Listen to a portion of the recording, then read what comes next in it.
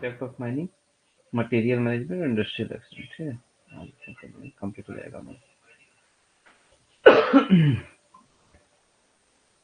तो mining environment में क्या क्या पढ़ा था हमने? EIA, environmental impact assessment, EMP पढ़ा था, environmental management plan, ETP, effluent treatment plan, STP, sewerage treatment plan, और अंडरग्राउंड में के से एनवायरनमेंट को थ्रेट, सरफेस माइनिंग से एनवायरनमेंट को थ्रेट, और उसके मिटिगेशन, उसका पॉल्यूशन को कैसे कंट्रोल करेंगे, वाटर मैनेजमेंट कैसे करेंगे, mine closure plan, R&R policy, RFCTLAR 2013, और chemical and biological reclamation, topsoil management. ये सारा कुछ माइनिंग एनवायरनमेंट का। ठीक है, तो रिलेटेड जो भी MCQ है आज अपन कंप्लीट करेंगे।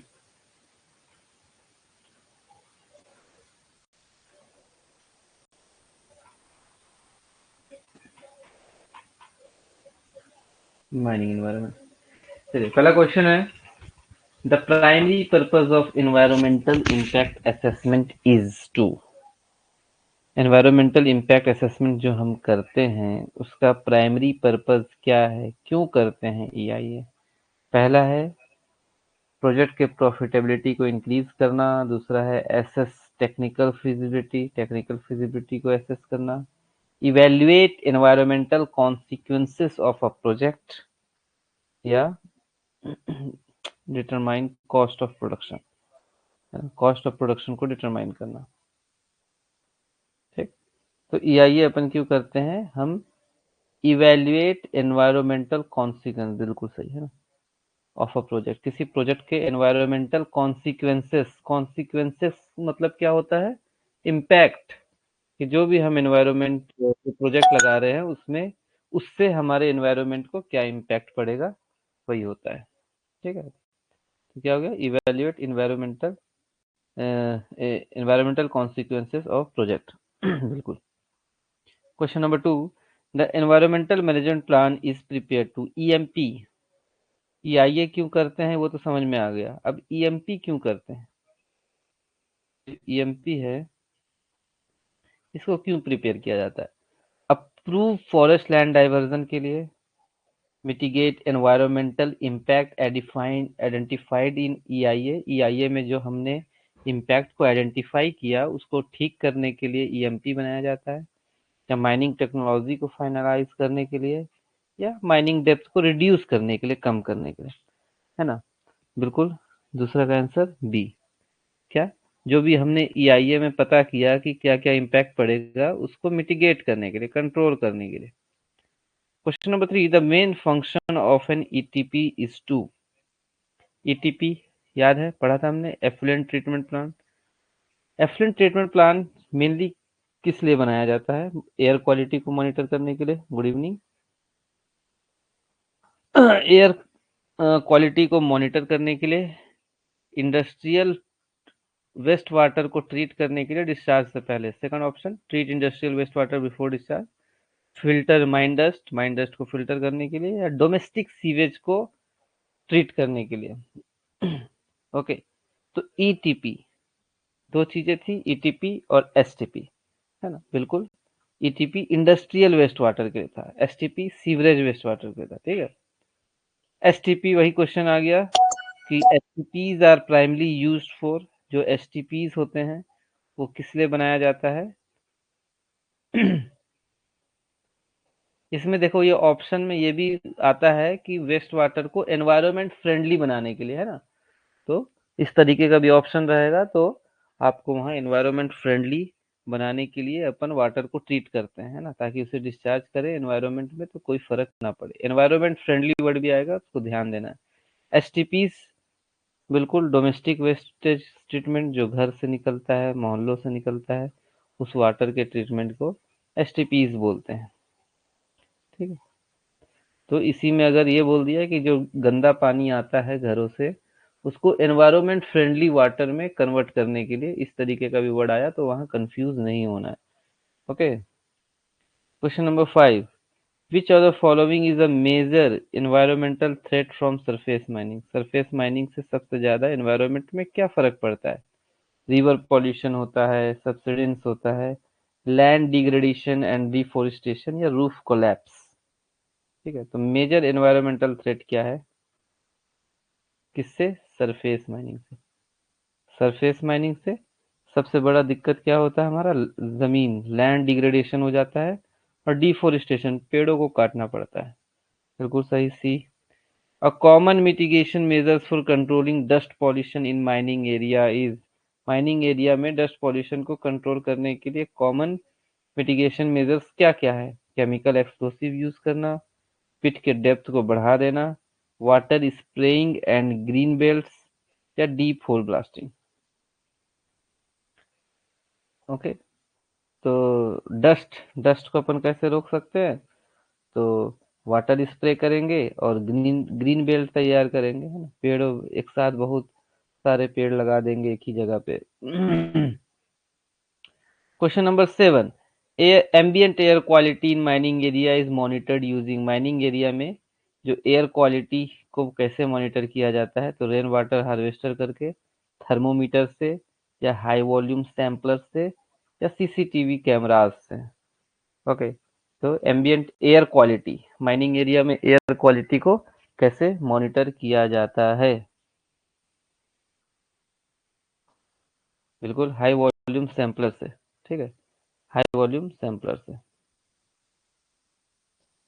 Question number 8, one key aspects of water management in mines is, mines में वाटर मैनेजमेंट का सबसे अच्छा तरीका क्या है? एक्सप्लोसिव स्टोरेज करना, dewatering of pit water, pit में जो पानी जमा हुआ है उसको डी वाटर करेंगे, रोड को सिल्टिंग कर देंगे, या हीटिंग पाइपलाइंस, पाइपलाइन को हीट कर देंगे। Question number 8, water management mines में जो करेंगे की एस्पेक्ट्स क्या क्या है? क्वेश्चन में पूछ रहा है ना, तो 8 का बिल्कुल बी। जो पिट में पानी जमा हुआ है, आपने माइंस खोद दिया तो गड्ढा हो गया, गड्ढा को बोल दिए पिट, उसमें पानी भर गया तो उसको डी वाटर करना, एक वाटर मैनेजमेंट देख लिया। कोई बात नहीं, आगे से देखने का मौका नहीं देंगे। A mine closure plan must include, mine closure plan में क्या होना चाहिए? देखिए अच्छा क्वेश्चन, माइन क्लोजर प्लान में क्या होना चाहिए? प्रोडक्शन बढ़ाना है, रीओपनिंग का स्ट्रेटेजी बनाना है, environmental restoration socio economic plan बनाना है, या फ्यूचर एक्सपांसन का ब्लूप्रिंट बनाना है। क्वेश्चन नंबर 9, है ना, तो क्वेश्चन माइन क्लोजर प्लान में क्या रहता है? प्रोडक्शन प्रोडक्शन कुछ नहीं, रीओपनिंग का कुछ नहीं देखना है हमको, उस माइंस को एनवायरमेंटल रिस्टोरेशन कर देना है उसको, और सोशो इकोनॉमिक प्लान बनाना है ना, कि वो जगह सोसाइटी के लिए सही हो जाए, सोसाइटी को फायदा मिले उस जगह से। ठीक है, तो क्वेश्चन 9 का answer C. R F C T L A R R, R F C T L A R R act 2013 primary deals with, okay, जो R F C T L A R R है उसमें किससे deal किया जाता है? कोल के pricing से related है, लेबर का लॉज है, लेबर लॉज है, या लैंड एक्विजिशन एंड आर है, या पॉल्यूशन कंट्रोल इसमें बताया जाता है। ठीक है, तो R F C T L A R R, right to fair, क्या था R F C T L R का फुल फॉर्म? लिखिए फिर।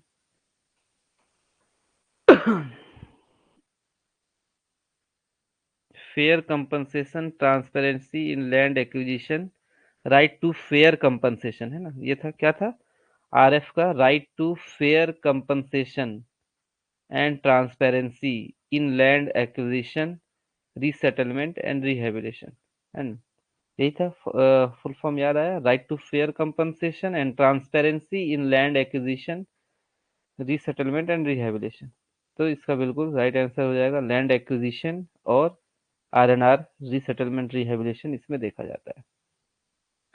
Diversion of forest land for mining is governed by, okay, mining के लिए फॉरेस्ट लैंड का diversion करना non forest purpose के लिए किस में दिया गया है? माइंस एक्ट 1952 में, environmental protection act 1986, forest conversion act, forest conservation act 1980, या mine and mineral development act MMDR जो पढ़े हैं, MMDR एक्ट में दिया गया। तो किस में दिया गया है ये? हाँ, सी फॉरेस्ट कंजर्वेशन है ना, फॉरेस्ट कंजर्वेशन एक्ट 1980 में। Biological reclamation in mineland involve, जो बायोलॉजिकल रिक्लेमेशन करते हैं माइनलैंड्स का, उसमें क्या क्या है? Removing top soil, blasting overburden, afforestation and planting grass, या डिगिंग डीपर पिट्स। ठीक है, तो बायोलॉजिकल रिक्लेमेशन कर रहे हैं इसमें भी बिल्कुल। रिक्लेमेशन में क्या करते हैं? पेड़ लगाया जाता है और ग्रास लगाया जाता है ना, तो biological reclamation. In reclamation the best practice for top soil is to, top soil के लिए क्या बेस्ट प्रैक्टिस है? Dump it in low grade ore piles, burn it, store it separately and reuse for vegetation और mix it with tailing. इसका भी क्या होगा? Separately इसको स्टोर करेंगे और वेजिटेशन के लिए रीयूज करेंगे, है ना। EMP should be implemented, EMP को कैसा इम्प्लीमेंट करना चाहिए? Only during production phase, only at mine closure, throughout the life cycle of the project, only after public hearing. तो प्रोडक्शन के समय, माइन क्लोजर के समय, या पूरे लाइफ ऑफ द प्रोजेक्ट में ईएमपी चलाना चाहिए, सॉरी ईएमपी को इम्प्लीमेंट करना चाहिए, या ओनली आफ्टर, है ना। तो इसका भी throughout the life of the project, जब तक लाइफ रहेगा प्रोजेक्ट का तब तक।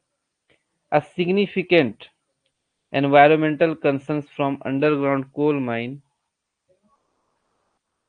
अंडरग्राउंड कोल माइन इज, है ना। अंडरग्राउंड कोल माइन से जो एनवायरमेंटल को इफेक्ट पड़ता है वो क्या है?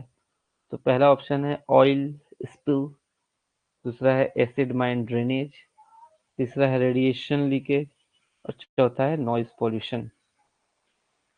अंडरग्राउंड कोल माइन से एनवायरनमेंट में क्या इफेक्ट पड़ता है? सिग्निफिकेंट एनवायरमेंटल कंसर्न, सी लग रहा है रेडिएशन। कोल माइंस मान लीजिए आपका चल रहा है, उसमें आप रेडिएशन कैसे ले आओगे, है ना। रेडिएशन तो यूरेनियम माइंस में चलिए समझ में आता है कि यूरेनियम माइंस है तो वहाँ रेडिएशन का कुछ दिक्कत हो सकता है ना।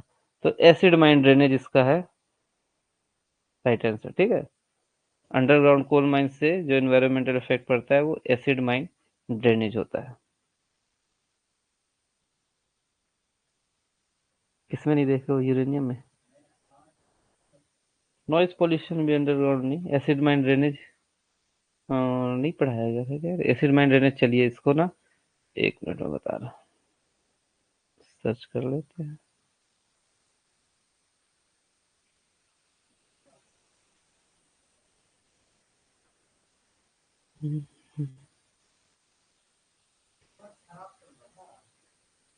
Acid mine, acid mine drainage शायद अच्छे से डिस्कस नहीं हुआ था क्या? Acid mine drainage is outflow of acidic water from metal and coal mines resulting, है ना। ये क्या, मेटल माइंस हो चाहे कोल माइंस हो, तो क्या होता है? एसिडिक वाटर आउटफ्लो होता है, ठीक है।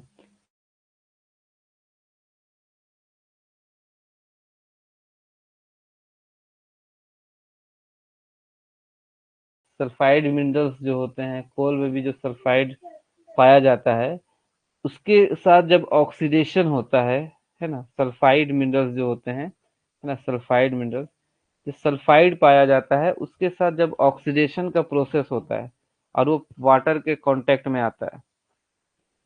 टॉपिक का समझ अच्छा, ठीक है, इकोनॉमिक इफेक्ट वाला मैं देख लूंगा। हाँ, तो एसिड माइन ड्रेनेज समझ में आया। जब सल्फाइड के साथ ऑक्सीडेशन होता है, सल्फाइड का ऑक्सीडेशन होता है, ऑक्सीजन सल्फाइड मिलते हैं और वो वाटर के कांटेक्ट में आता है ना, तो एसिड माइन ड्रेनेज होता है, ठीक है। तो जो अंडरग्राउंड माइनिंग में ज्यादा होता है ये, when water interacts with sulphide minerals, है ना, जब वाटर क्या होता है, सल्फाइड मिनरल के साथ इंटरेक्ट होता है, ठीक है। जैसे आयरन सल्फाइड, पाइराइट, देखो माइंस आप देखे होंगे कि कहीं कहीं कोयला लाल पड़ जाता है ना, तो यही पायराइट होता है वो। Okay. Expose during mining when these minerals are expose to air and water they oxidise. Air और वाटर के कांटेक्ट में ये मिनरल्स आता है जब सल्फाइड, तो वो ऑक्सीडाइज हो जाता है, जिसके कारण सल्फ्यूरिक एसिड प्रोड्यूस होता है। This process can lead to highly acidic water. और वाटर क्या हो जाता है? एसिडिक हो जाता है। वाटर कैसा हो जाता है? एसिडिक। उसे क्या कहा जाता है? Acid mine drainage. ठीक है, चलिए। तो ये क्वेश्चन अब एग्जाम में भी आएगा, तो याद रखना। और एसिड माइन ड्रेनेज से रिलेटेड भी क्वेश्चन आ गया, तो ये याद रखना है कि जो सल्फाइड ओर्स होते हैं, जैसे कि आयरन ओर है ना, पायराइट्स, वो क्या होते हैं? वाटर और ऑक्सीजन के कांटेक्ट में आते हैं तो वाटर को एसिडिक बना देते हैं, है ना। यही एसिड माइन ड्रेनेज होता है, अगर एसिड माइन ड्रेनेज से रिलेटेड क्वेश्चन आया तो। Question number 17, under Indian mining rules mine owners must contribute to, है ना। माइन ओनर्स किस में कंट्रीब्यूट करेगा? लेबर के welfare fund only, mine closure fund for post closure environmental management, है ना। माइन क्लोजर के लिए फंड कंट्रीब्यूट करेगा, या फिर स्टॉक डिविडेंड फंड, या कंटीजेंसी कंटीजेंसी प्रॉफिट रिजर्व। ठीक है, तो बिल्कुल इसका राइट आंसर यही हो जाएगा, माइन क्लोजर के लिए फंड कंट्रीब्यूट करेगा, है ना। Question number 18, under RFCTLARR Act 2013, displaced families are entitled to, है ना। RFCTLR 2013 में जो डिस्प्लेस्ड फैमिलीज हैं, डिस्प्लेस्ड फैमिलीज को क्या मिलेगा? ओनली मॉनेटरी कंपनसेशन, सिर्फ पैसा मिलेगा। Land for land compensation only, सिर्फ जमीन के बदले जमीन दिया जाएगा। या सी ऑप्शन, कंपनसेशन दिया जाएगा, उनको रहने के लिए घर, हाउसिंग दिया जाएगा, एम्प्लॉयमेंट दिया जाएगा, और अलाउंसेस दिया जाएगा। ये last option, free mining rights, ऐसा कुछ नहीं है, तो यही है। कंपनसेशन भी दिया जाएगा, रहने के लिए अलग से जगह दिया जाएगा, हाउस बनाने के लिए, एम्प्लॉयमेंट अलाउंसेस सब कुछ रहेगा। Which authority grant forest clearance for diversion of forest land for non forest use, है ना। फॉरेस्ट लैंड को नॉन फॉरेस्ट यूज के लिए, डाइवर्जन के लिए कौन देगा clearance? Pollution control board, ministry of mines, ministry of environment forest and climate change MOEF CC, या मिनिस्ट्री ऑफ कोल। तो कौन सा अथॉरिटी देता है? सेंट्रल गवर्नमेंट देता है, वो तो पता है। अब सेंट्रल गवर्नमेंट के अंदर इतने सारे मिनिस्ट्रीज होते हैं, तो कौन सा मिनिस्ट्री ये देगा? बिल्कुल, तो MOEF ही याद रखिएगा, ministry of environment forest and climate change. ठीक है, MOEF CC, ministry of environment forest and climate change, जिसका फुल फॉर्म भी है ministry of environment forest and climate change. यही सेंट्रल गवर्नमेंट ऑप्शन में रहेगा, ये नहीं रहा तो सेंट्रल गवर्नमेंट। अब सेंट्रल गवर्नमेंट तो डायरेक्ट मोदी तो देगा नहीं, तो उसका कोई मिनिस्टर, मिनिस्ट्री रहेगा, वो देगा ना। तो उसका मिनिस्ट्री के अंदर आता है MOEF CNC। ठीक है। Question 20, one method of reducing noise pollution in mining area, है ना। माइनिंग एरिया में नॉइज पॉल्यूशन को रिड्यूस करने का सबसे कौन सा एक मेथड है? Noise pollution, noise pollution. Heavy explosive use करना, cutting down vegetation, acoustic enclosure for machinery, increasing bench height। Okay, heavy explosive use करना, वेजिटेशन को डाउन कर देना, तो इसका यही है। मशीनरी का एकॉस्टिक एनक्लोजर, मतलब मशीनरी को ऐसा बनाएंगे कि उसमें वाइब्रेशन नहीं रहेगा। ओके, उसका जो केबिन रहेगा वो पूरा क्लोज रहेगा। एकॉस्टिक एनक्लोजर मतलब केबिन एकदम क्लोज रहेगा, तो बाहर जो भी साउंड वगैरह है वो केबिन के अंदर नहीं आएगा। ठीक है, तो इसका आंसर इसलिए C. Why is top soil preservation important in reclamation? Reclamation में टॉप सॉइल प्रिजर्वेशन जरूरी क्यों है? ये सबसे हार्डेस्ट लेयर होता है, इसलिए। It contains organic matter and nutrients essential for plant growth, इसलिए। It prevents erosion of overburden, it reduces mine water inflow, है ना। इसके ये क्या क्या टॉप सॉइल, ये ओवरबर्डन की इरोजन से रोकता है, माइन वाटर की इनफ्लो को रिड्यूस करता है, या इसमें ऑर्गेनिक मैटर होते हैं, न्यूट्रिएंट्स होते हैं जो प्लांट ग्रोथ के लिए एसेंशियल होते हैं, या सबसे हार्डेस्ट लेयर है। ओके। क्वेश्चन 21 का भी बिल्कुल देख लिए, है ना। तो टॉप सॉइल में ही सारे पेड़ पौधे उगते हैं, तो ऑर्गेनिक मैटर है, और न्यूट्रिएंट्स उसमें होते हैं जो प्लांट ग्रोथ के लिए एसेंशियल होता है। Question 22, the presence of which species is considered a biological indicator of a healthy ecosystem during mine reclamation. Mine reclamation में इनमें से कौन सा स्पीसीज को बायोलॉजिकल इंडिकेटर बोलते हैं हेल्दी इकोसिस्टम? माइन रिक्लेमेशन करते हो तो इसमें बायोलॉजिकल इंडिकेटर कौन सा है, ये क्वेश्चन में पूछ रहा है, ठीक है।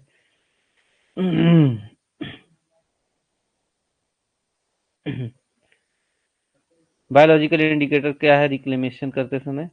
तो earthworms and native grasses, mosquitoes and rats, lichens and fungi, and bats and owls।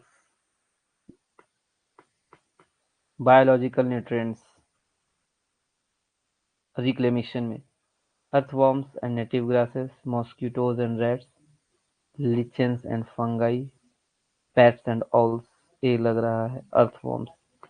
हाँ ठीक है, ए और सी में कंफ्यूजन होना चाहिए। देखो चूहा और मच्छर तो हो नहीं सकता, और ऑल और चमगादड़ तो हो नहीं सकता, तो ए और सी में कंफ्यूजन हो सकता है। लिचेंस, लीचिंग अपन का तो लिचेंस, लेकिन वो चीज है तो ए ही है ना। अर्थवॉर्म,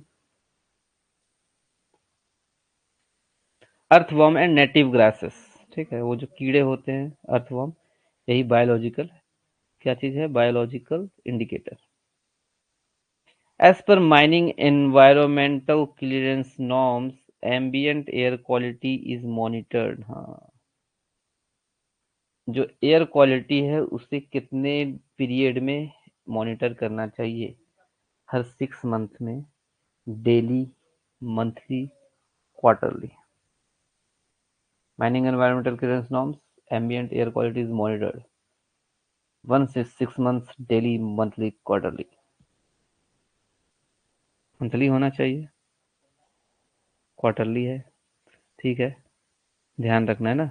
जो एम्बियंट एयर क्वालिटी अपन मॉनिटर करते हैं वो क्वार्टरली मॉनिटर, क्वार्टरली मतलब हर 3 मंथ में, है ना, 3 मंथ, हर 3 मंथ का एक क्वार्टर होता है, ठीक है। तो हर 3 मंथ में क्या करना है अपने को, ये एयर क्वालिटी चेक करना है, ठीक है, तो एक क्वार्टरली याद रखना। Water pollution from mining is commonly caused by, mining के कारण जो वाटर पॉल्यूशन होता है वो किस कारण से होता है? बहुत ज्यादा ड्रिलिंग करने से वाटर पॉल्यूशन पूछ रहा है, ठीक है। एक्सेसिव ड्रिलिंग से तो डस्ट उड़ेगा, run of chemicals and sediments, chemicals और सेडिमेंट्स के रन ऑफ से, ब्लास्टिंग वाइब्रेशन से, नॉइज फ्रॉम क्रशर से, है ना। तो माइनिंग में वाटर पॉल्यूशन किससे होता है? ये run of chemicals and sediments, sorry, chemicals, chemicals जैसे वर्कशॉप में ऑयल और डीजल केमिकल ये सब निकलता है, और गाड़ी धोगे तो सेडिमेंट्स, कीचड़्स निकलते हैं, है ना, तो उससे वाटर पॉल्यूशन होता है। क्वेश्चन नंबर 24, 25 देखिए। अच्छा, ये हो गया आपका एनवायरनमेंट, है ना। नेक्स्ट टॉपिक है आपका इकोनॉमिक इम्पैक्ट ऑफ माइनिंग। क्या क्या पढ़ा था इकोनॉमिक इम्पैक्ट में? Before, during and after mining क्या फर्क पड़ेगा? इकोनॉमिक मतलब वहाँ का जो लोगों का इकोनॉमिक कंडीशन है, वो mining, before mining, after, during में क्या था? CSR, कॉर्पोरेट सोशल रिस्पॉन्सिबिलिटी, ठीक है, 2 टॉपिक पढ़ा था हमने जिसमें इकोनॉमिक इम्पैक्ट ऑफ माइनिंग में। चलिए, तो क्या क्या क्वेश्चन है? पहला क्वेश्चन है, what is the primary economic impact on a community before mining begin? Mining चालू होने से पहले वहाँ जो लोग रह रहे हैं, कम्युनिटी रह रही है, उसका इकोनॉमिक इम्पैक्ट क्या पड़ेगा? इम्पैक्ट क्या पड़ेगा, है ना, चालू नहीं हुआ है, चालू होने से पहले ही इकोनॉमिक इम्पैक्ट क्या पड़ेगा? तो increase in population displacement, okay, लोगों को वहां से डिस्प्लेस होना पड़ेगा। हाँ, अब एसएमसी में नहीं है, ठीक है। अगर सिर्फ एसएमसी वाले सिलेबस वाला ही पढ़ना चाहते हैं तो यहाँ ये 3 टॉपिक एसएमसी में नहीं है, ठीक है। तो वो आपके ऊपर है, अब इसको आप डिस्कस करना, मतलब पढ़ना चाहते हैं तो पढ़ सकते हैं, नहीं पढ़ना चाहते कोई बात नहीं, ठीक है। आपका टॉपिक माइनिंग एनवायरनमेंट तक ही है, एसएमसी में लास्ट के 3 टॉपिक नहीं है। ओके, तो कंटिन्यू करना चाहते हैं तो कर सकते हैं, शायद 1-2 क्वेश्चन पूछ दे। तो प्राइमरी इकोनॉमिक हाँ, economic impact community before mining, mining begin होने से पहले क्या क्या इकोनॉमिक इम्पैक्ट पड़ता है? Increase in population displacement, population का डिस्प्लेसमेंट होता है, इन्वेस्टमेंट इन exploration infrastructure development, complete environmental restoration या क्लोजर ऑफ लोकल बिजनेस।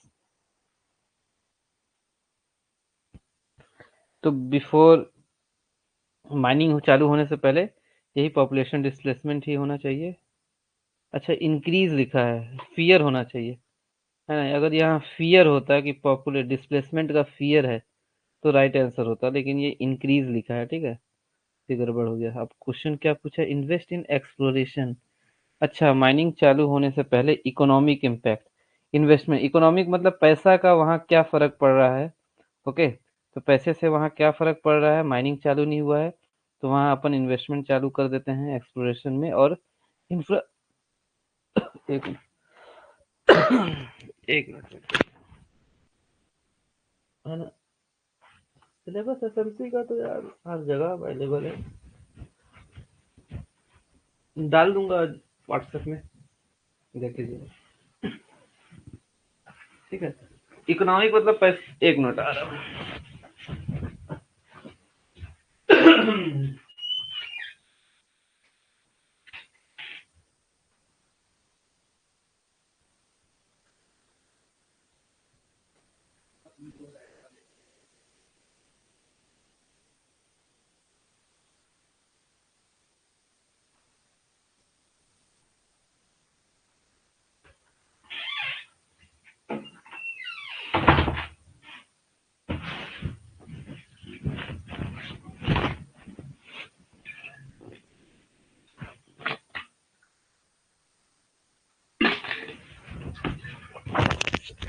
ठीक है, ये ऑप्शन कब सही होता?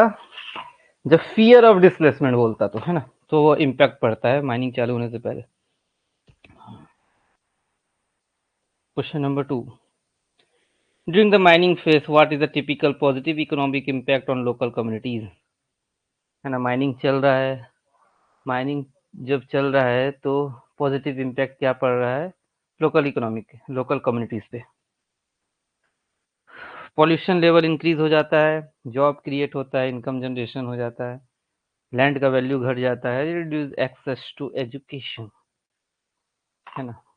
तो बिल्कुल, माइनिंग जब चल रहा है तो वहाँ जॉब क्रिएशन होता है भैया, डायरेक्ट इनडायरेक्ट जॉब बहुत सारे क्रिएट हो जाते हैं और इनकम जनरेशन हो जाता है। What is the common economic challenge communities face after mining operation cease, mining operation खत्म होने के बाद आपका कॉमन इकोनॉमिक चैलेंज क्या होता है? पॉपुलेशन बढ़ जाता है, कंटिन्यूड इकोनॉमिक ग्रोथ कंटिन्यू रहता है, loss of employment and economic downturn और इम्प्रूव्ड बायोडाइवर्सिटी। हाँ, तो वही एम्प्लॉयमेंट खत्म हो जाता है भैया और इकोनॉमिक का डाउनफॉल चालू हो जाता है। CSR, corporate social responsibility in mining typically includes, CSR में क्या क्या इंक्लूड होता है? सैलरीज ऑफ वर्कर रिड्यूस कर दिया जाता है सीएसआर में, लोकल कल्चर को इग्नोर किया जाता है, उनके नीड्स को, investing community health education infrastructure या प्रॉफिट को मैक्सिमाइज किया जाता है एट ऑल कॉस्ट। मतलब बिल्कुल इन्वेस्ट किया जाता है कम्युनिटी हेल्थ एजुकेशन इंफ्रास्ट्रक्चर में सीएसआर के तहत। विच of the following is example of sustainable CSR practice in the mining sector, mining sector में जो सीएसआर प्रैक्टिस है उसमें क्या एग्जांपल है, इनमें से कौन से एग्जांपल है? Building temporary worker camps with no local engagement, providing local scholarship and vocational training programs, importing all labor from other countries, providing environmental monitoring program। बताइए, इनमें से सीएसआर का कौन सा एग्जाम्पल है?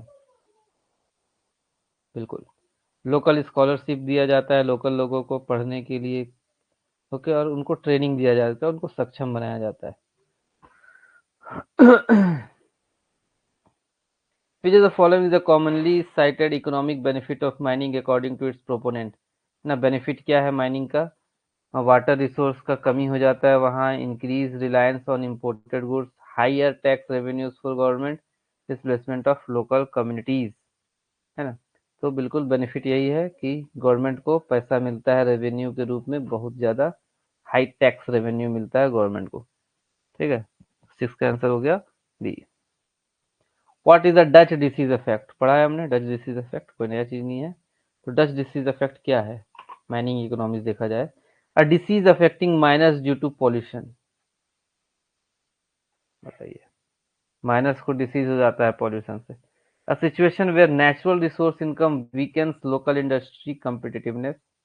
ओके, एक ऐसा सिचुएशन जहाँ जो हमें नेचुरल रिसोर्स से इनकम मिल रहा है वो लोकल इंडस्ट्री के वीक कर देता है। N environmental policy regulating mining, a method of mining control. Dutch disease effect पढ़ा है ना हमने, बताया था ये। बिल्कुल, एक ऐसा सिचुएशन जहाँ नेचुरल रिसोर्स मिला, तो उस रिसोर्स उस मिनरल से हमें इनकम मिला, है ना, हमारा उससे इनकम आना चालू हो गया, तो सबका ध्यान कहाँ चला गया? इसी में, है ना। और इससे हमारा कहीं ना कहीं रुपीस भी मजबूत हुआ। तो वो क्या किया, इंटरनेशनल मार्केट में हमारे लोकल इंडस्ट्रीज के कॉम्पिटिटिवनेस को खत्म कर देता है, वीक कर देता है। वन ऑफ द मेजर, याद आया डच डिसीज इफेक्ट, याद आया कि, है ना, कि हमें एक नेचुरल रिसोर्स मिल गया कहीं, तो वो क्या करेगा, एक्सपोर्ट करना चालू करेगा। एक्सपोर्ट करेगा तो उसका मान लीजिए सोने का भंडार मिल गया, हमें सोने का भंडार मिल गया, तो बाहर हम सोना एक्सपोर्ट करना चालू कर दिए, तो हमारा करेंसी मजबूत हो गया। तो बाहर अगर हमारे देश का कपड़ा बिकेगा तो महंगा बिकेगा, क्योंकि हमारी करेंसी मजबूत है। तो जो अदर मैन्युफैक्चरिंग इंडस्ट्रीज है उसको वीक कर देता है। ठीक है, Dutch disease effect. Question number 8, one of the major economic disadvantage of mining is, mining का सबसे बड़ा डिसएडवांटेज क्या है? बूस्टिंग फॉरेन एक्सचेंज रिजर्व्स, है ना, फॉरेन एक्सचेंज रिजर्व को बूस्ट करता है, fair distribution of profit, increase pollution and agriculture disruption, increase consumers demand for local goods. सबसे बड़ा डिसएडवांटेज माइनिंग का यही है, क्या है, कि पॉल्यूशन उससे बढ़ जाता है और एग्रीकल्चर डिसरप्ट हो जाता है। Question 9, which of the following the CSR responsible toward employees? Employees के लिए क्या सीएसआर कर सकता है कंपनी? आर्टिफिशियल प्रोडक्ट शॉर्टेज बना दे, इग्नोरिंग वर्क प्लेस सेफ्टी को इग्नोर कर दिया जाए, providing fair wages and safe working condition, only hire from external agencies. ठीक है, तो ये है फेयर वेजेस देना और सेफ वर्किंग कंडीशन देना ही एम्प्लॉय के लिए सीएसआर हो गया। ठीक है, a company CSR toward government includes, government के लिए क्या सीएसआर कर सकता है? तो tax payment to maximise profit, avoid कर देना, टैक्स पेमेंट नहीं देना, पब्लिक प्रोजेक्ट का एग्जीक्यूशन करना, डिले कर देना, पब्लिक प्रोजेक्ट कुछ है उसको डिले कर देना, complying with regulation, paying taxes honestly, hiring only from foreign workers. नहीं, तो ऑनेस्टली टैक्स पे करेंगे, रेगुलेशन जो गवर्नमेंट ने बनाया उसे फॉलो करेंगे, तो यही आपका आंसर हो जाएगा। What CSR institute directly address environmental protection? Environmental protection के लिए आप क्या सीएसआर के तहत क्या कर सकते हो? अर्बन सेंटर डेवलप करना, market market development urban centres में, शहर की तरफ मार्केट डेवलप करना, कोल के कंजम्पशन को इनकरेज करना, या preventing environmental pollution and conserving. Environmental के लिए आप क्या सीएसआर कर सकते हो कि एनवायरमेंटल पोल्यूशन को कंट्रोल करेंगे और लोकल रिसोर्सेज को कंजर्विंग करेंगे, है ना। What CSR activity help promote education in mining area? Education के लिए आप क्या कर सकते हो? Mine school play ground, constructing mines, अच्छा, स्कूल के प्ले ग्राउंड में खदान खोद देंगे, conducting literacy drives and building schools library, outsourcing all educational needs, सारे ही जितने भी एजुकेशनल नीड्स उसको आउटसोर्सिंग कर देंगे, या इग्नोरिंग स्टूडेंट स्कॉलरशिप, है ना। तो ये कंडक्टिंग लिटरेसी ड्राइव चलाएंगे अपन, और स्कूल लाइब्रेरी वगैरह का बिल्डिंग बना देंगे। Which of the following CSR activities would best support women empowerment in mining affected communities? Women empowerment के लिए आप क्या CSR कर सकते हो? कोल ट्रांसपोर्ट के लिए रोड बना दिए, distributing free LPG cylinder to contractors, providing education skill training to women, encouraging early retirement, है ना, एजुकेशन देंगे वुमेन को और उनको स्किल बनाएंगे, वुमेन को ट्रेनिंग देंगे। How does mining support agriculture in surrounding regions, है ना, एग्रीकल्चर को कैसे सपोर्ट किया जा सकता है माइनिंग के आसपास? By replacing farmland with mining pits, by polluting irritating water, by irrigation water, sorry, by polluting irrigation water, by creating local markets for agriculture products, by preventing farmers from selling their produce।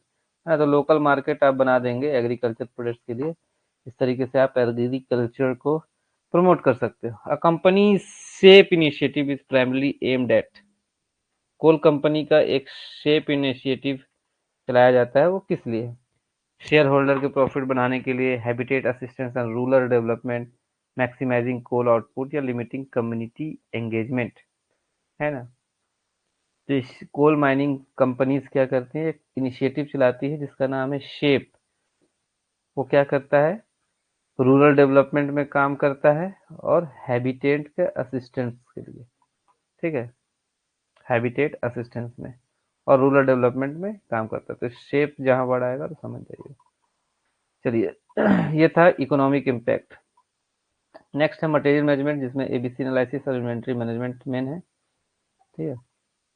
तो material management in ABC analysis, which category of items typically represent the highest value but lowest quantity, है ना, value उसका बहुत ज्यादा रहेगा लेकिन quantity में कम रहेगा, इस तरह के question.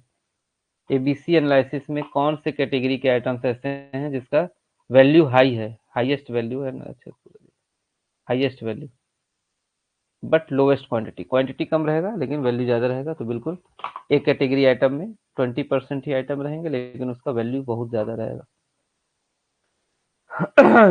Which of the following is the primary objective of inventory management in the mining sector, है ना, माइनिंग सेक्टर में इन्वेंट्री मैनेजमेंट का प्राइमरी ऑब्जेक्टिव क्या है? फ्यूल के यूज को मैक्सिमाइज करना, स्टॉक को इंक्रीज करना, ensuring material availability at minimum cost, avoiding record keeping, ठीक है। तो प्राइमरी ऑब्जेक्टिव क्या है, इन्वेंट्री जो हम मैनेज करते हैं क्यों करते हैं, ताकि ये हम इंश्योर, मटेरियल की अवेलेबिलिटी के लिए हम इंश्योर हो जाए कि हमारे पास हमेशा मटेरियल अवेलेबल है और मिनिमम कॉस्ट में। In the context of inventory management just in time JIT aims to, है ना, इन्वेंट्री मैनेजमेंट के कंटेक्स्ट में बात किया जा रहा है जस्ट इन टाइम, इसका मतलब क्या हुआ, eliminate the need for supply, reduce storage cost and improve efficiency, increase buffer stock, purchase material in bulk only।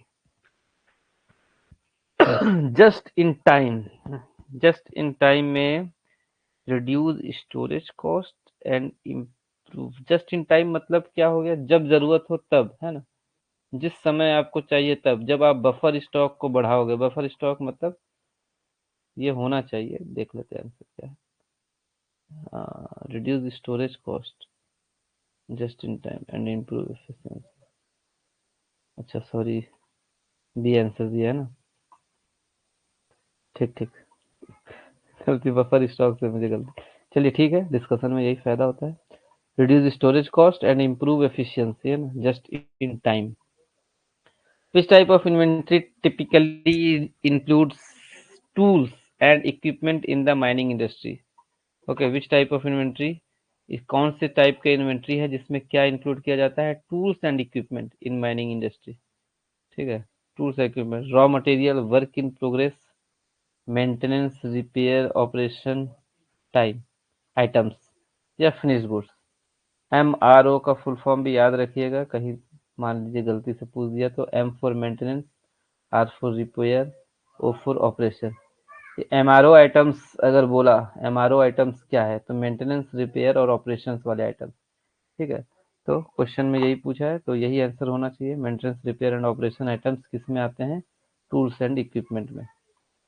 ABC analysis helps in, ABC analysis से आपको क्या हेल्प मिलता है, कॉन्फ्लिक्ट आइडेंटिफाई हो जाता है, analysing production quality, prioritising inventory based on value and uses, आप inventory को प्रायोरिटाइज कर सकते हो किसके बेस में, कि उसका वैल्यू कितना है, उसका यूज कितना है, या बजट एलोकेशन फॉर एचआर, बिल्कुल राइट आंसर सी रहेगा। इन्वेंट्री को प्रायोरिटाइज कर सकते हो, किस इन्वेंट्री को हमें प्रायोरिटी देना है, किसके बेस्ड में? वैल्यू और यूजेज में। बिहेवियर साइंस से रिलेटेड क्वेश्चन है। A primary cause of conflict in organisation is, क्या कारण है ऑर्गेनाइजेशन में कॉन्फ्लिक्ट होने का? सिमिलर गोल्स अमंग डिपार्टमेंट, जब एक ही गोल रहेगा तो कॉन्फ्लिक्ट नहीं होगा। कम्युनिकेशन क्लियर होगा तो कॉन्फ्लिक्ट नहीं होगा। Differences in values goals and perception, है ना, जब दो लोगों के वैल्यूज अलग अलग होते हैं, गोल्स अलग अलग होते हैं, परसेप्शंस अलग अलग होते हैं, तो वो कॉन्फ्लिक्ट का कारण बनता है। इक्वल अथॉरिटी अक्रॉस, तो उसमें नहीं रहेगा। Conflict can lead to organisational growth when it is, है ना, ऑर्गेनाइजेशनल ग्रोथ में फायदा मिलता है कॉन्फ्लिक्ट के कारण जब उससे पूरी तरीके से कॉन्फ्लिक्ट को दबा दिया जाए, या लीडरशिप उसे इग्नोर कर दिया जाए, या कंस्ट्रक्टिवली मैनेज किया जाए और रिजॉल्व पॉजिटिवली, और पॉजिटिवली उसे रिजॉल्व किया जाए, तो वो ग्रोथ में काम आता है ना। पॉजिटिव रिजल्ट रिजल्ट जब हमें कॉन्फ्लिक्ट का कब मिलेगा? जब उसे अच्छे से मैनेज किया जाएगा, तो हमें सही डिसीजन निकल के आएगा। दो लोग एक डिसीजन के लिए लड़ते होंगे कि मैं सही मैं सही, जब उसे पॉजिटिव मैनेज किया जाएगा तो उसका पॉजिटिव इनकम निकल के आता है, outcome. Which are the following the method of conflict resolution, है ना, कॉन्फ्लिक्ट रिजॉल्व करने का इनमें से कौन सा सही तरीका है? एस्केलेशन, उसे बढ़ाओ और कॉन्फ्लिक्ट को, अवॉइडेंस अवॉइड कर दो, कोलैबोरेशन चलो मिल के काम करो, या सैबोटेज। तो राइट आंसर सी ही होगा, कोलैबोरेशन, ठीक है।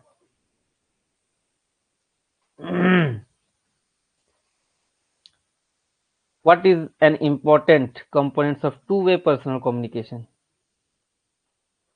Only sending message clearly, message को सिर्फ क्लियरली भेज देना, फीडबैक अवॉइड करना, active listening and feedback, speaking louder than others, दूसरे से ज्यादा कस के बात करो, चिल्ला के बात करो। तो वही है, एक्टिव अच्छे से सुनना और फीडबैक देना, ये टू वे पर्सनल कम्युनिकेशन आता है, ठीक है। टू वे में मतलब आप बोलोगे, अगला फीडबैक भी देगा, तो right answer C. According to motivation theory, which of the following can drive individual performance in an organization? Job insecurity, monetary rewards, recognition and growth opportunity, excessive supervision, या peer pressure, बहुत ज्यादा pressure देके काम कराना। तो question पूछना क्या चाहता है? इंडिविजुअल परफॉर्मेंस को कैसे अच्छा किया जा सकता है ना, किसी एक पर्टिकुलर पर्सन के इंडिविजुअल परफॉर्मेंस को और कैसे अच्छा किया जा सकता है? उसका जॉब को इनसिक्योर कर देंगे, हाँ, राइट आंसर यही है। मॉनेटरी रिवार्ड्स देंगे, या तो उसे मॉनेटरी रिवार्ड्स देंगे, उसे रिकॉग्निशन करेंगे और उसके ग्रोथ अपॉर्चुनिटीज को बढ़ाएंगे। What is the core principle behind ABC analysis? ABC analysis के पीछे कोर प्रिंसिपल क्या है? कि सारे ही आइटम्स को इक्वली कंट्रोल करना। Few items account for the majority of inventory cost, कि कुछ आइटम्स ही ज्यादातर इन्वेंट्री कॉस्ट को रिप्रेजेंट करते हैं। Inventory should be control randomly, randomly control करना। The cheapest items need most control, जो सबसे सस्ते आइटम्स है उसमें सबसे ज्यादा कंट्रोल करना। तो बिल्कुल इसका राइट आंसर बी ही होगा, कि कुछ ही आइटम्स ऐसे होते हैं जो मेजॉरिटी इन्वेंट्री कॉस्ट को कवर कर जाते हैं, है ना। जो 20-80 वाला हमने बताया था कि 20% इन्वेंट्री 80% को कवर कर देता है।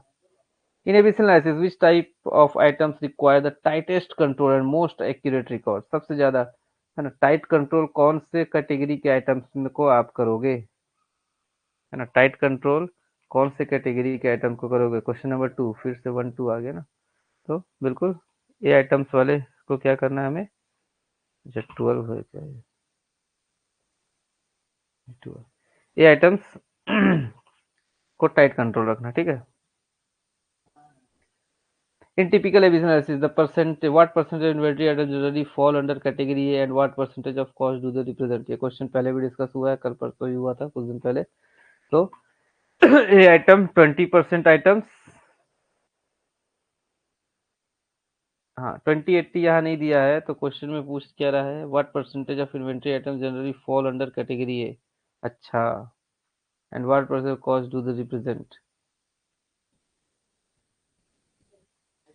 हाँ ये क्वेश्चन, हाँ देखिए 20-80 नहीं दिया है, ये शायद प्रिंटिंग मिस्टेक हो सकती है। 1070 एक बार उसके आसपास यही दिख रहा है, ठीक है, जो हम 20-80 का कंसेप्ट जानते हैं हम तो क्या कंसेप्ट जानते हैं 2080 का, लेकिन अगर 2080 ऑप्शन में नहीं दिखा तो उसके आसपास क्या दिख रहा है, ये 1070 प्रिंटिंग मिस्टेक है वैसे ही। 2080 याद रखना है, ठीक है।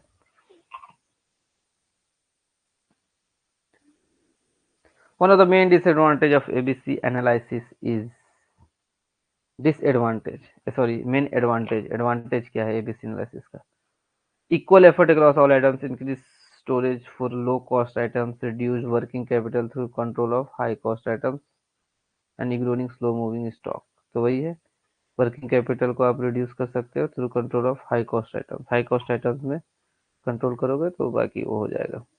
ABC analysis helps in, ABC analysis से क्या चीजें मदद करता है?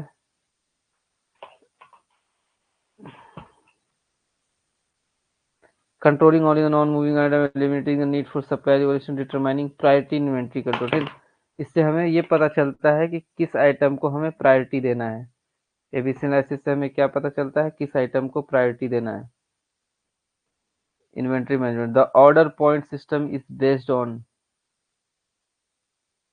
reordering only once a year, reordering when inventory reach a specific level, random reordering या daily reordering, है ना। ऑर्डर पॉइंट सिस्टम किसके बेस पे है? ऑर्डर पॉइंट सिस्टम, आपको जो ऑर्डर करने का सिस्टम है वो किस बेस पे है? तो reordering when inventory reach a specific level, एक स्पेसिफिक लेवल में रीच कर जाता है, जब पहुंच जाता है इन्वेंट्री तो आपको रीऑर्डर करना है, वही है order point system. MRP, material requirements planning, helps in just warehousing finished goods, planning and controlling manufacturing inventories, planning offices schedules, estimating transport cost, ठीक है। तो मटेरियल रिक्वायरमेंट प्लानिंग, क्या प्लान बना रहे हो आप? मटेरियल के रिक्वायरमेंट प्लानिंग कर रहे हो, तो उसमें वो क्या हेल्प करता है है ना। तो बी, इसका बी होना चाहिए, planning and controlling manufacturing inventories को प्लानिंग एंड कंट्रोल करना। EOQ approach is use to, चलिए ये तो अच्छा, ये पहले भी डिस्कस हो चुका है, तो EOQ बताइए। EOQ अप्रोच, EOQ क्या होता है? होल्डिंग कॉस्ट को मैक्सिमाइज कर देना, determine the most economical quantity to order, avoid ordering completely या इंक्रीज मटेरियल वेस्टेज, ठीक है बिल्कुल। क्या बताता है EOQ कि कितना क्वांटिटी हम ऑर्डर करें जो हमारे लिए इकोनॉमिक रहे, ना ही बहुत ज़्यादा हो ना ही बहुत कम हो। What is the key goal of inventory management in the mining sector? Maximize dead stock, delay deliveries। Inventory management का की गोल क्या है ना, क्यों करते हैं inventory management?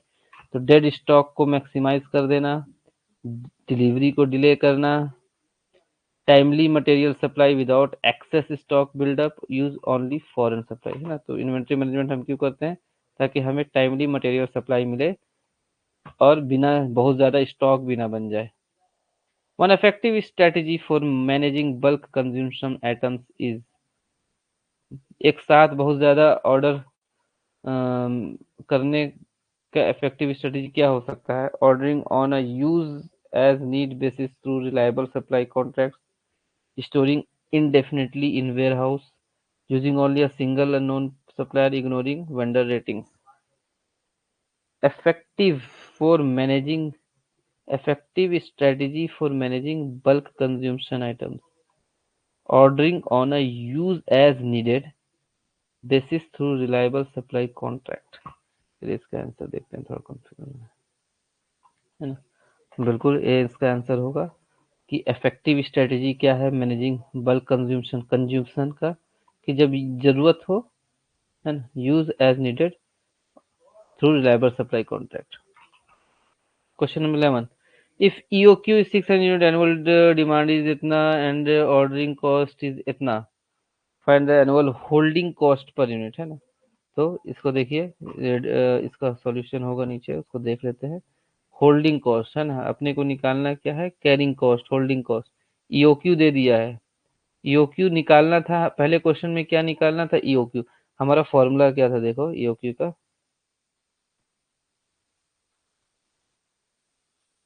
Under root two into R into order करने का कॉस्ट और नीचे हैंडलिंग कॉस्ट।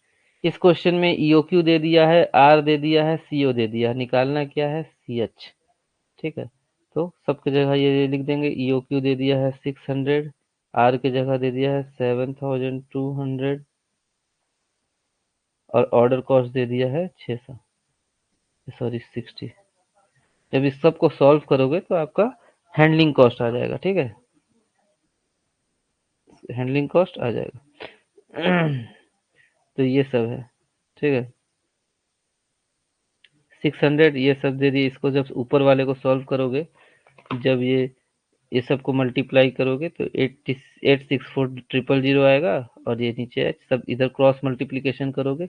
स्क्वायर रूट हटाने के लिए क्या कहिए, यहाँ दोनों तरफ स्क्वायर कर दिया तो स्क्वायर रूट हट गया।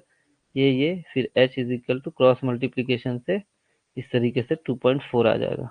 ठीक है, सॉल्यूशन समझ में तो आया ना क्या कहना चाह रहा है। अभी तक हम क्या निकालते थे, ईओक्यू निकालते थे, लेकिन इस क्वेश्चन में ईओक्यू दे दिया है और निकालना क्या है, हैंडलिंग कॉस्ट। ठीक है, सबको मल्टीप्लाई करेंगे और इस तरीके से सॉल्व करेंगे। ये स्क्वायर रूट हटाने के लिए क्या करते हैं अपन, दोनों साइड स्क्वायर से मल्टीप्लाई कर। जब इक्वेट होता है तो दोनों साइड अपन कुछ भी एक्शन कर सकते हैं। तो दोनों साइड हमने जब स्क्वायर किया तो स्क्वायर रूट और स्क्वायर से ये स्क्वायर रूट हट गया और ये 600 का स्क्वायर हो गया तो 36,000 जब डिवाइड करेंगे, है ना। कोई बड़ा सॉल्यूशन तो था नहीं ऐसा कि समझ में ना आया हो। इससे राइट आंसर क्या आ गया हमारा, 2.4। क्लियर है, पढ़ा हुआ चीज है।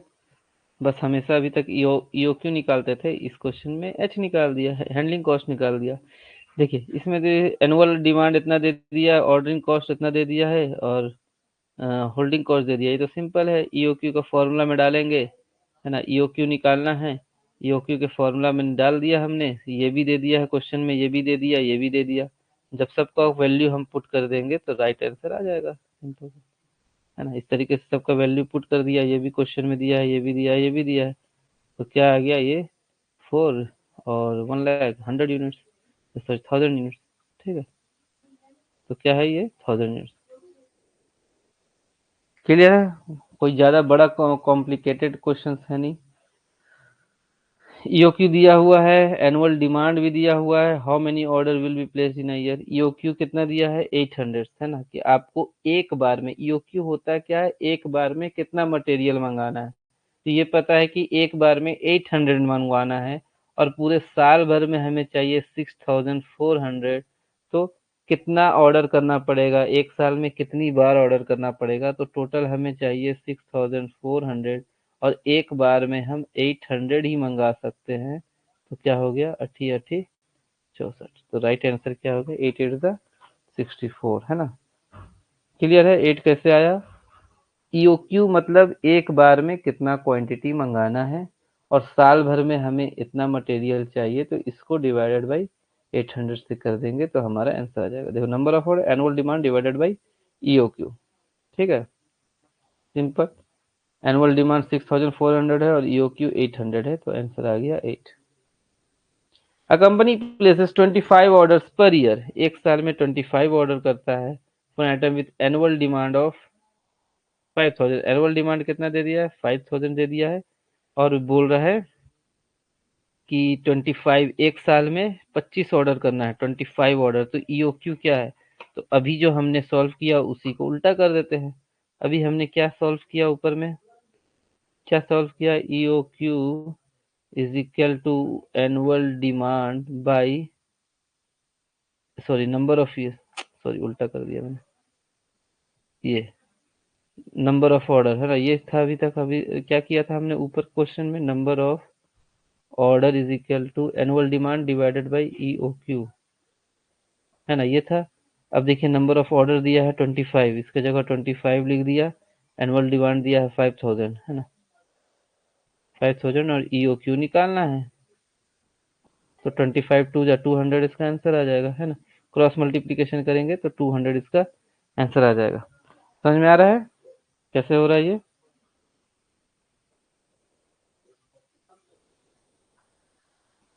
यही हुआ, order quantity annual demand divided by number of order, मतलब ठीक है, इस तरीके से 200 यूनिट्स आ गया। इंडस्ट्रियल एक्सीडेंट, अब लास्ट टॉपिक आपका बचा इंडस्ट्रियल एक्सीडेंट, इसको भी कंप्लीट करते हैं ताकि हमारा ये कंप्लीट हो जाएगा, फिर एक बार रिवीजन कर देंगे, है ना। What are the immediate causes of industrial accident, इनमें से कौन सा कारण है इंडस्ट्रियल एक्सीडेंट होने का? पुअर हाउस कीपिंग, वहां बहुत गंदगी रहेगी।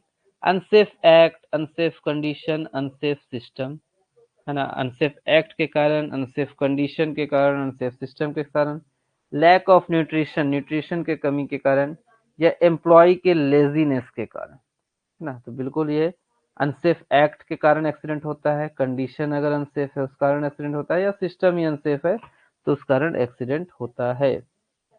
विच are the following is not an individual factor contributing to industrial accident, है ना। इंडिविजुअल फैक्टर्स इनमें से कौन सा नहीं है, कौन सा नहीं है? नॉट, देखो नॉट क्या होता है, कहीं ना कहीं कंफ्यूज करता है, अच्छे से इस क्वेश्चन को पढ़िए। इनमें से कौन सा कारण नहीं है किसका? इंडस्ट्रियल एक्सीडेंट का। Human value, motivated behaviour, high humidity, या परसेप्शन। अच्छे से क्वेश्चन पढ़िए। नॉट, कौन सा इंडस्ट्रियल एक्सीडेंट का कारण नहीं है? Human value, motivated behaviour, high humidity, या परसेप्शन। हाई ह्यूमिडिटी, देखिए यही तो नॉट है। नॉट थोड़ा सा घुमा सकता है, तो नॉट में कौन सा कारण नहीं है? तो ह्यूमिडिटी तो कारण हो गया ना। हाई ह्यूमिडिटी है, वहां आदमी परेशान है, तो उसका कहीं ना कहीं वर्किंग एफिशिएंसी घटेगा, एक्सीडेंट हो जाएगा। तो सी तो आंसर नहीं हो सकता, वो तो कारण है। हमें क्या खोजना है, कौन सा कारण नहीं है? परसेप्शन मतलब मैंने ये सोचा, किसी ने, मुझे ये लगा, होता है ना एक्सीडेंट होने के बाद पूछा जाता है कैसे हुआ, तो मुझे लगा कि ऐसा हो जाएगा, लेकिन ऐसा नहीं हुआ। परसेप्शन, हमने कुछ गलत अंदाजा लगा लिया। मोटिवेटेड बिहेवियर भी एक नजर से कारण हो सकता है कि बहुत ही ज्यादा मोटिवेट है। अच्छा, ह्यूमन वैल्यू, चलिए ए और बी में कंफ्यूजन है ना, फिर इसको समझाते हैं। बी हो सकता है, लेकिन एक हाई ह्यूमिडिटी, ह्यूमिडिटी तो एक्सीडेंट का कारण है यार। विच of the following is not an individual, sorry, देखिए ठीक है, फैक्टर के आगे एक वर्ड लिखा है जिसको हमने इग्नोर किया। बिल्कुल सही, जो पहले आंसर दिए थे अच्छे से सही आंसर दिए थे। इंडिविजुअल फैक्टर, इंडिविजुअल फैक्टर जो वर्ड था इंडिविजुअल, इसको इग्नोर किया मैंने भी, ध्यान नहीं दिया ना। इंडिविजुअल मतलब किसी पर्सन के कारण एक्सीडेंट हो रहा है ना, किसी एक पर्टिकुलर पर्सन के कारण एक्सीडेंट हो रहा है। तो इनमें से कौन सा इंडिविजुअल फैक्टर नहीं है ना। तो ह्यूमिडिटी एक्सीडेंट का कारण है, लेकिन इंडिविजुअल फैक्टर नहीं है ये क्या एनवायरमेंटल फैक्टर हो जाएगा। आवाज आ रही है? नेटवर्क प्रॉब्लम तो नहीं है? आ रही, ठीक। मैं ये कहना चाह रहा, देखो ये हाई ह्यूमिडिटी के कारण भी एक्सीडेंट होता है, लेकिन ये क्या कारण है? इन्वायरमेंटल फैक्टर हो गया वो। यहाँ क्वेश्चन में पूछा था इंडिविजुअल फैक्टर, तो इंडिविजुअल फैक्टर ह्यूमन वैल्यू, सबके अलग अलग वैल्यू है, उस कारण लोग एक दूसरे से कोऑपरेट करके काम नहीं करते, तो वो ह्यूमन वैल्यू हो गया, मतलब किसी इंडिविजुअल फैक्टर हो गया। मोटिवेट, बहुत ज्यादा मोटिवेटेड है, उत्साहित होकर काम कर रहा है, तो एक्सीडेंट हो गया, है ना। परसेप्शन, मैंने ये सोचा, तो ये सब इंडिविजुअल फैक्टर है। लेकिन ये जो हाई ह्यूमिडिटी है, ये एनवायरमेंटल फैक्टर है, ये भी एक्सीडेंट का कारण है, लेकिन एनवायरमेंटल फैक्टर। ठीक है, आई होप अब समझ में आ गया होगा, है ना। ये इंडिविजुअल वर्ड ध्यान देना था, बिल्कुल बी सही आंसर है। ठीक, चलिए, इस तरीके का क्वेश्चन होता है तो नहीं होगा, है ना, ध्यान देना है। देखिए छोटा छोटा मिस्टेक क्वेश्चन गलत कर देता है ना, इंडिविजुअल हमने ध्यान ही नहीं दिया, बस फैक्टर देखा। Which is concern a work factor in industrial accident, work factor, इनमें से वर्क फैक्टर क्या हो सकता है इंडस्ट्रियल एक्सीडेंट का, है ना। तो इंडस्ट्रियल एक्सीडेंट वर्क फैक्टर, अभी ऊपर था individual factor, work factor, individual difference, inadequate training, emotional instability, multiplicity of roles. बताइए। Work factor, individual difference, inadequate training, emotional instability, multiplicity of roles, work, है ना। तो इसका सी हो सकता है, डी हो सकता है, पर अभी कंफर्म नहीं करते हैं कि एक से ज्यादा काम उसे दे दिया, है ना। तो मल्टीप्लिसिटी ऑफ रोल या एक्सीडेंट होने का कारण हो सकता है। और वर्क फैक्टर, चलिए इसका आंसर देखते हैं। इनएडिक्वेट ट्रेनिंग, हाँ ये भी है। Inadequate training, inadequate training, multiplicity of roles ठीक, है ना। देखिए, work factor B, inadequate training, ठीक है। Question number 4, what is an example of environmental causes of industrial accident. Environmental कारण क्या हो सकता है इंडस्ट्रियल एक्सीडेंट का, है ना। इन्वायरमेंटल कारण क्या हो सकता है एक्सीडेंट का, तो इम्प्रॉपर मशीन गार्डिंग, ये तो इन्वायरमेंट से रिलेटेड चीज नहीं है। डिवाइस डिफेक्टिव, ये भी इन्वायरमेंट से रिलेटेड चीज नहीं है। Poor illumination, unsafe apparel, apparel का मतलब क्या हुआ।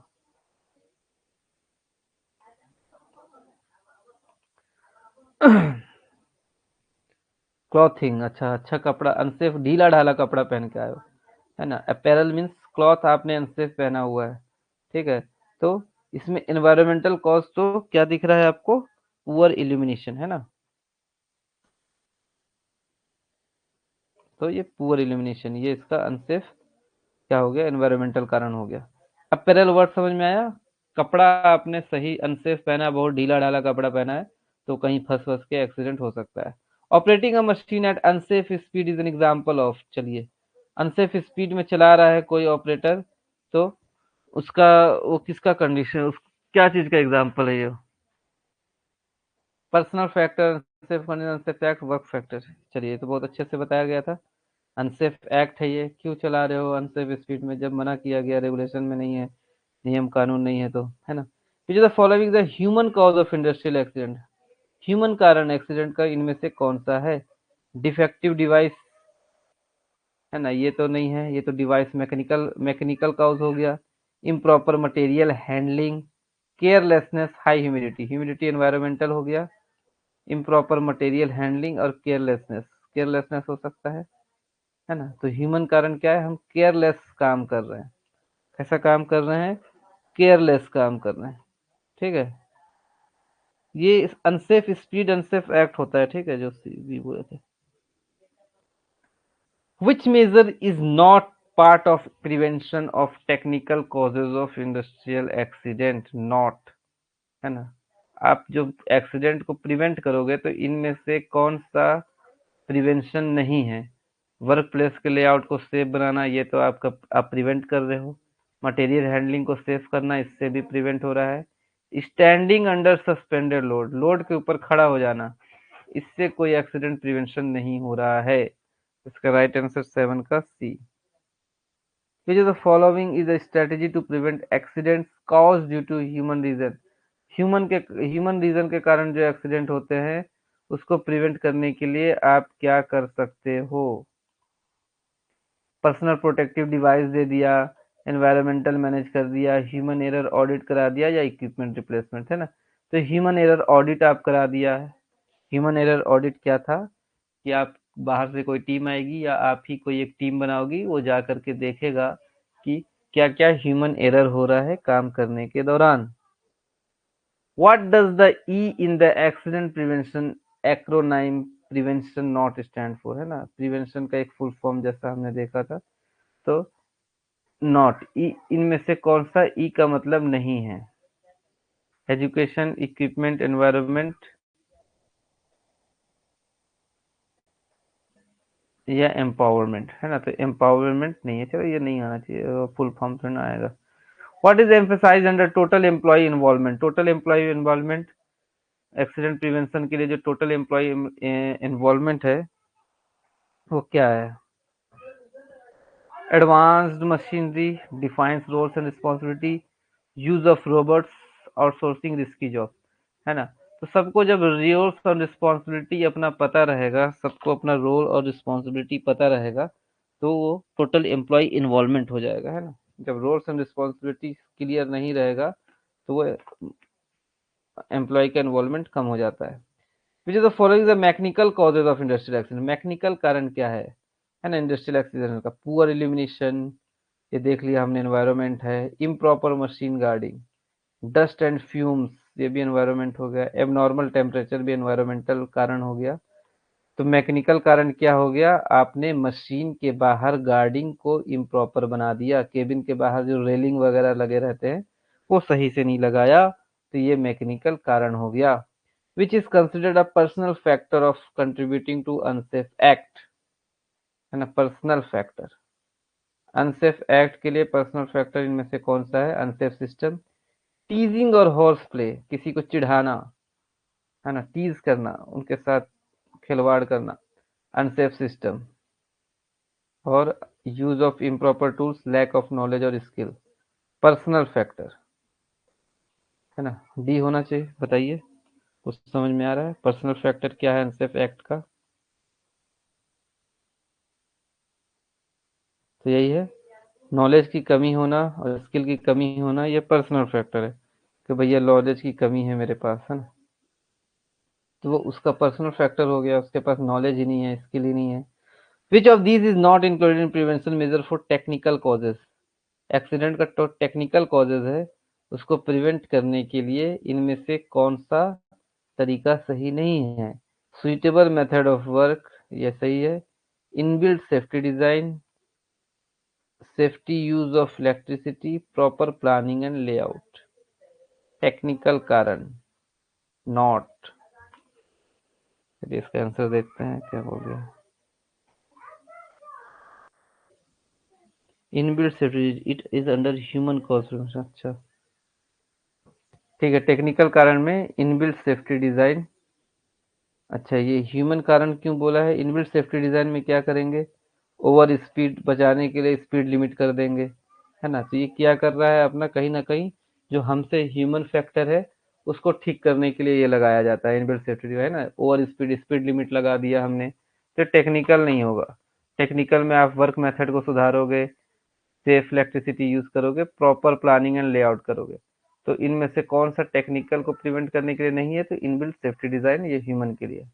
विच is the following is the component of human cause of industrial accident, है ना। ह्यूमन कॉज इनमें से कौन सा है, unsafe design, unsafe apparel, emotional instability या डिफेक्टिव सेफ्टी डिवाइसेस।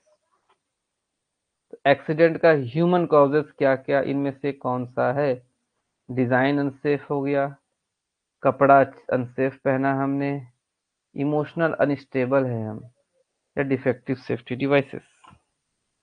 चलिए इसको थोड़ा सा कोशिश करिए। Question number 14,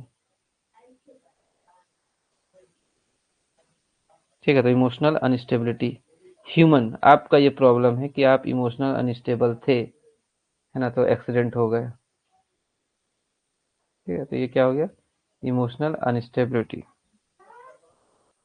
what is the main goal of human error audit, जो ह्यूमन एरर ऑडिट आप करते हो उसका मेन गोल क्या है, वेंटिलेशन सिस्टम को इम्प्रूव करना, कॉस्ट सेविंग मेजर्स को आइडेंटिफाई करना। तो इसका राइट आंसर यही है, pinpoint errors in man machine interface, ठीक है। मैन और मशीन जो एक जगह काम कर रहे हैं उसमें एरर खोजा जाता है ह्यूमन एरर ऑडिट में।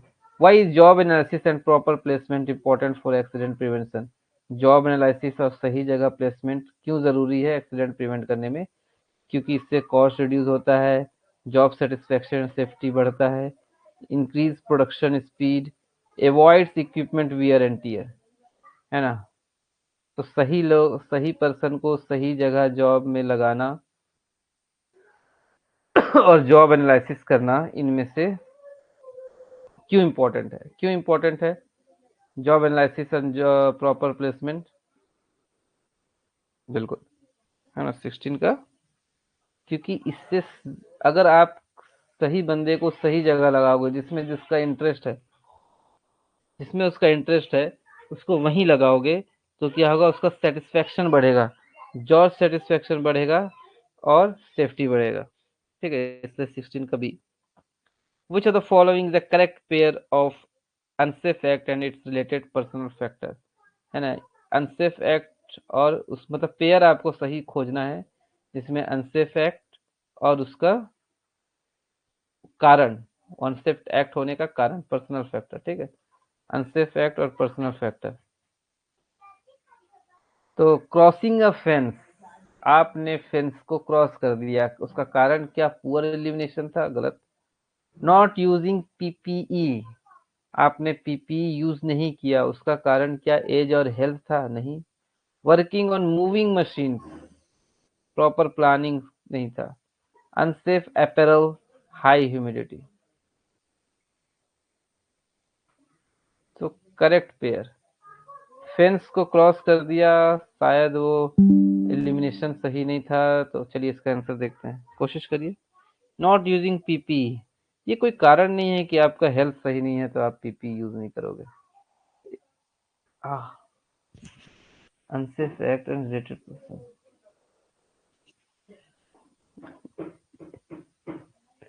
17 का बी ही दिया है। एज और हेल्थ से रिलेटेड है कि आप पीपी यूज नहीं करना।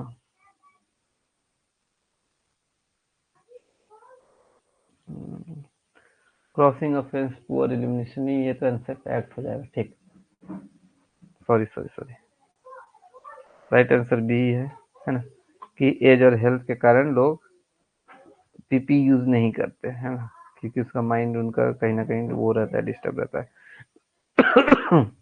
Question, which method promote safety consciousness among employees. Okay, employees में सेफ्टी को बढ़ाने के लिए आप क्या कर सकते हो, वर्किंग आवर को घटा दिए, या सेफ्टी अवेयरनेस प्रोग्राम चला दिए, डेलीगेशन कर दिए अथॉरिटी का, या परफॉर्मेंस का बोनस दे दिए, है ना। तो सेफ्टी कॉन्शियसनेस बढ़ा, अच्छा पर्सनल फैक्टर लिखा था, ठीक। हाँ हाँ, ये बात वही है ना, छोटे छोटे मिस्टेक, पर्सनल फैक्टर था इसलिए, ठीक। तो पूरे एलिमिनेशन तो हो ही नहीं सकता, तो एज और हेल्थ, हाँ सही है, सही है, ठीक है। तो सेफ्टी कॉन्शियसनेस बढ़ाने के लिए क्या करना है, सेफ्टी अवेयरनेस प्रोग्राम चलाना है। What does the T represent acronym stand for, ये जो टी है प्रिवेंशन में टी, ओके, उसका टेक्नोलॉजी, टूल्स, ट्रेनिंग, टेस्टिंग, तो ट्रेनिंग होना चाहिए, देखते हैं, ट्रेनिंग ही है ना। कैसे आप प्रिवेंट कर सकते हैं एक्सीडेंट को, ट्रेनिंग दे करके, एक तरह से। Why is empowering employees important in accident prevention, है ना। एक्सीडेंट प्रिवेंशन के लिए एम्प्लॉयज को एम्पावर करना क्यों जरूरी है, क्योंकि इससे सैलरी का एक्सपेंस कम हो जाता है, promote collaboration, system improvement, communication कम हो जाता है, वर्ल्ड जॉब रोटेशन। इसमें क्या होता है, कोलैबोरेशन और सिस्टम को इम्प्रूव होता है जब ज्यादा से ज्यादा आप एम्प्लॉय को एम्पावर करोगे तो, ठीक है। तो ये हमारा क्या हो गया,